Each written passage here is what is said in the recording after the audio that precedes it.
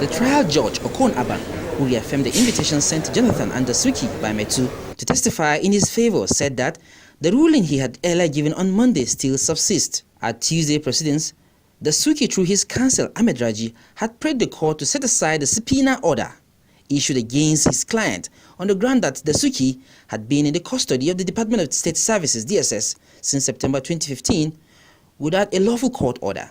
Raji argued that the ex-NSA was not in the right frame of mind to testify in any matter, having been denied access to documents and freedom of movement for almost 2 years by the federal government.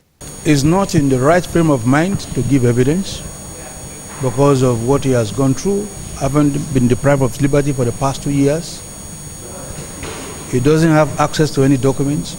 He was in his office or in the capacity where he functioned for about 3 years. And this is just an item.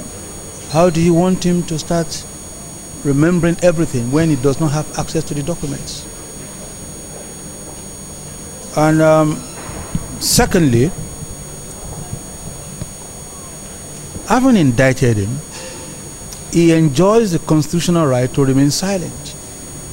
And when you now compel him to come and give evidence, not voluntarily, compelled to come and give the evidence, that will necessarily amount to interfering with his right to remain silent under the Constitution.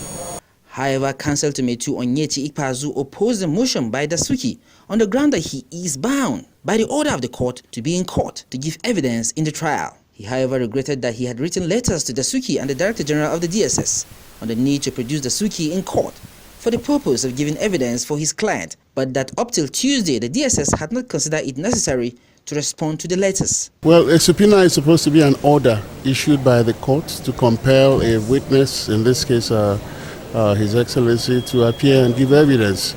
It was done at our instance, at our application, in realization of the fact that the justice of the case demands that all the cards be placed perfectly on the table, and that's exactly what we're trying to do. On his part, counsel to the federal government, Sylvanus Tahir, in opposing the application by Dasuki, raised 4 grounds for considerations, among which were that the Federal High Court is a subordinate court to the Court of Appeal, and as such cannot review, vary, or set aside a judgment of the appeal court. Tahir claimed that the judgment of the appellate court on subpoena issued against Dasuki is valid, subsisting, and not appealed against, and that Dasuki, being not a party at the appeal court, cannot challenge the decision of the appellate court. The EFCC counsel further argued that the judgment of the appeal court have a binding effect on all parties and urged the court to refuse the application by Dasuki seeking to set aside the judgment of the higher court delivered on September 29. We are in a democratic dispensation while the rule of law prevails.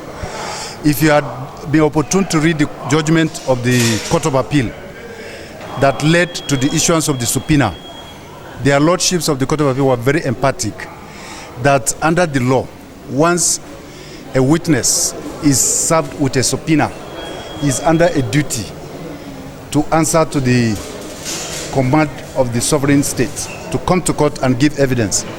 And it is only those that are exempted under Section 308 of the Constitution of the Federal Republic of Nigeria that are entitled to immunity, meaning the president, the vice president, the governors, and their deputies are the only people that no process of a court of law can issue against them. After taking submissions from the parties, Justice Abang adjourned ruling to Wednesday, but ordered lawyers on the matter to supply the court the photocopies of the list of authorities cited to buttress their submissions during their oral arguments. The judge, however, said that since the order of the court made on Monday has not been vacated, both former President Jonathan and Dasuki, who are called by METUH to testify for him, must be in court on Wednesday. Emmanuel Bagudu, PTV News.